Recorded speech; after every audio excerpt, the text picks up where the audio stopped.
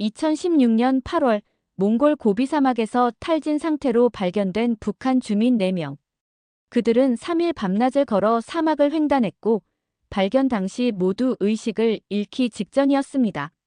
놀라운 것은 이들이 모두 한 가족이었고 그 중심에는 평양의료대학을 졸업한 40대 의사 부부가 있었다는 사실입니다. 왜 북한 엘리트 의사 가족이 목숨을 걸고 사막을 걸어야 했을까요? 그들은 어떻게 두 자녀를 데리고 그 위험한 여정을 감행했을까요? 저는 그 가족의 아버지였습니다. 이 이야기는 저희 가족이 직접 겪은 실제 증언을 바탕으로 재구성했습니다. 꽃제비 채널을 통해 여러분께 그날의 진실을 전하고자 합니다. 의사라는 직업이 북한에서 어떤 의미인지, 왜 우리는 모든 것을 버리고 사막으로 향했는지 그 이야기를 시작하겠습니다. 이 영상이 도움이 되셨다면 구독과 좋아요 부탁드립니다. 저는 1974년 함경북도 청진에서 태어났습니다. 아버지는 탄광 기술자였고 어머니는 초급 중학교 교원이었습니다. 성부는 나쁘지 않았습니다. 어려서부터 공부를 잘했던 저는 고급 중학교를 거쳐 평양의료대학에 진학했습니다. 그곳에서 지금의 아내를 만났죠. 아내도 의대생이었습니다. 우리는 1998년에 결혼했고 둘 다 청진의 도인민병원에 배치받았습니다. 저는 외과, 아내는 내과를 담당했습니다. 2000년에 첫째 딸 수진이가, 2003년에 둘째 아들 철민이가 태어났습니다. 의사라는 직함은 북한에서 나쁘지 않은 지위였습니다. 배급은 일반 주민보다 조금 나았고 당에서도 인정받는 직업이었죠. 매달 생활 총화에서 자아 비판을 하고 토요일마다 학습 모임에 참석했습니다. 김일성 김정일 초상화 앞에서 맹세하고 위대한 수령님의 은덕에 감사하며 살았습니다. 하지만 현실은 달랐습니다. 병원에는 약이 없었습니다. 수술 도구는 1950년대 것을 그대로 쓰고 있었고 마취제도 부족했습니다.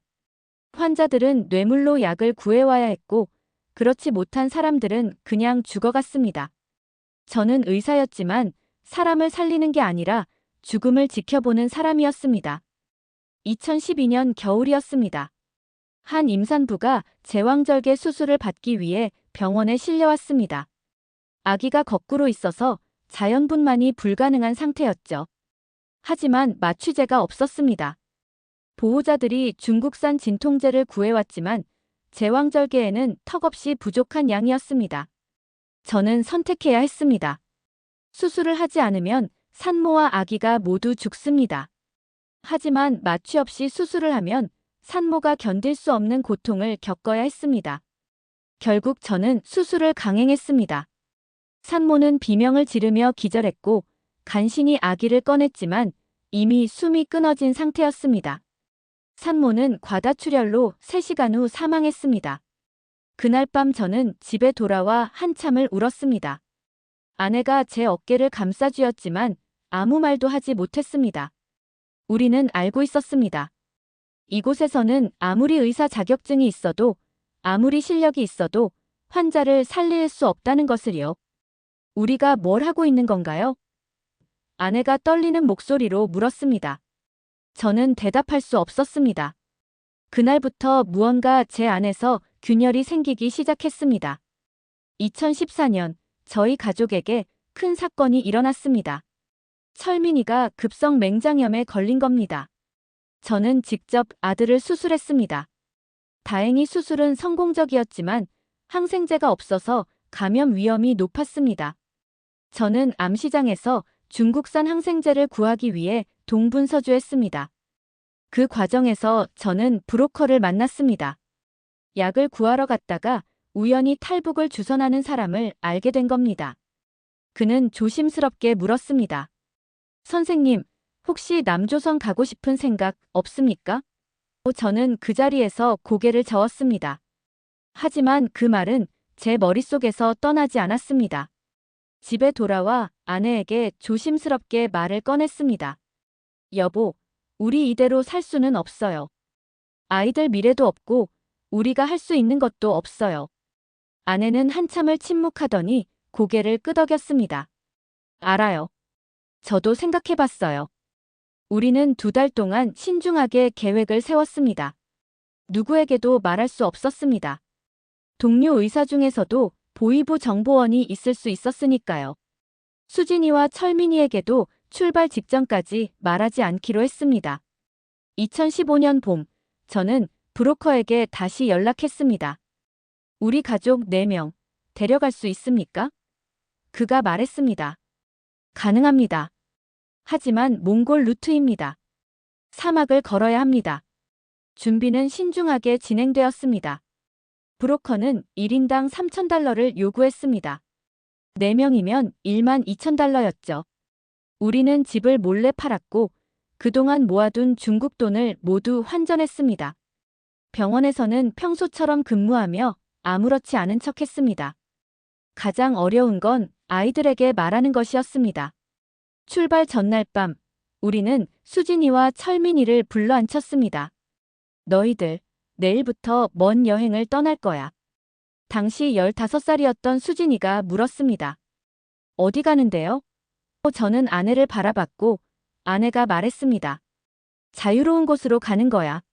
수진이는 금방 이해했습니다. 철민이는 12살이었지만 역시 눈치가 빨랐습니다. 탈북이요? 저는 고개를 끄덕였습니다. 무서울 거야. 위험할 거야. 하지만 아빠 엄마가 지킬게. 믿어줄 수 있니? 2 아이는 겁에 질린 얼굴로 고개를 끄덕였습니다. 출발 당일 2015년 8월 15일이었습니다. 우리는 새벽 4시에 집을 나섰습니다. 가방 하나에 물 2리터, 빵 몇 개, 여벌 옷 한 벌이 전부였습니다. 브로커가 정해준 장소에서 트럭을 탔고 우리는 중국 국경으로 향했습니다. 제 손은 계속 떨렸습니다. 아내는 아이들을 꼭 끌어안고 있었습니다. 두만강을 넘는 건 생각보다 쉬웠습니다. 브로커가 국경경비대에게 뇌물을 줬기 때문이죠. 우리는 한밤중에 강을 건넜고 중국 측 조선족 집에 숨었습니다. 거기서 일주일을 기다렸습니다. 매일 밤 중국 공안이 들이닥칠까봐 잠을 잘 수 없었습니다. 그리고 드디어 몽골로 향하는 날이 왔습니다. 우리는 밤 11시에 차를 타고 출발했습니다. 중국 내몽고자치구를 거쳐 몽골 국경으로 향했죠. 새벽 3시쯤 차가 멈췄습니다. 여기서부터는 걸어야 합니다. 브로커가 말했습니다. 앞에는 끝없는 사막이 펼쳐져 있었습니다. 저는 GPS 좌표가 적힌 종이를 받았습니다. 이 방향으로 계속 걸으세요. 50km쯤 가면 몽골 경찰이 순찰하는 지역입니다. 50km. 사막을 걸어서 가족 4명이 우리는 걷기 시작했습니다. 8월의 낮 기온은 40도를 넘었습니다. 모래는 발을 잡아당겼고 태양은 피부를 태웠습니다. 수진이가 아빠 못 걷겠어요 라고 말했을 때 저는 등에 업었습니다. 아내는 철민이를 끌고 걸었습니다. 밤이 되면 기온이 급격히 떨어졌습니다. 우리는 서로를 껴안고 추위를 견뎠습니다. 둘째 날 물이 떨어졌습니다. 입술이 갈라지고 목이 타들어갔습니다. 철민이가 쓰러졌습니다. 저는 아들을 업고 계속 걸었습니다. 셋째 날 오후 저도 의식이 흐려지기 시작했습니다. 그때 멀리서 차 소리가 들렸습니다. 몽골 경찰 차량이었습니다. 저는 마지막 힘을 다해 손을 흔들었습니다. 경찰들이 달려왔고 우리는 그 자리에 쓰러졌습니다. 나중에 들었지만 우리는 발견 당시 모두 심한 탈수와 열사병으로 위급한 상태였다고 합니다.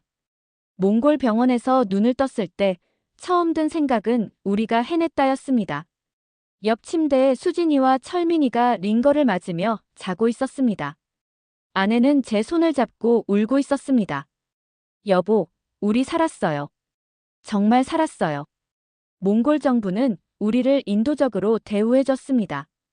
유엔 난민기구 UNHCR가 개입했고 한국 대사관 직원들이 찾아왔습니다. 대한민국에 오신 걸 환영합니다.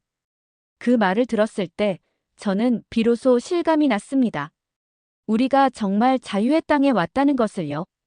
한 달 후 우리는 인천공항에 도착했습니다. 하나원에서 3개월간 적응 교육을 받았습니다. 수진이와 철민이는 한국 학교에 적응하느라 힘들어했지만 아이들은 생각보다 빨리 적응했습니다. 저와 아내는 의사 자격 시험을 다시 준비해야 했습니다.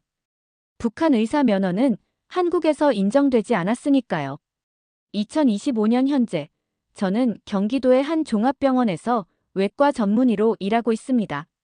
한국 의사 면허를 따는데 4년이 걸렸지만 이제는 제대로 된 장비로 환자를 살릴 수 있습니다.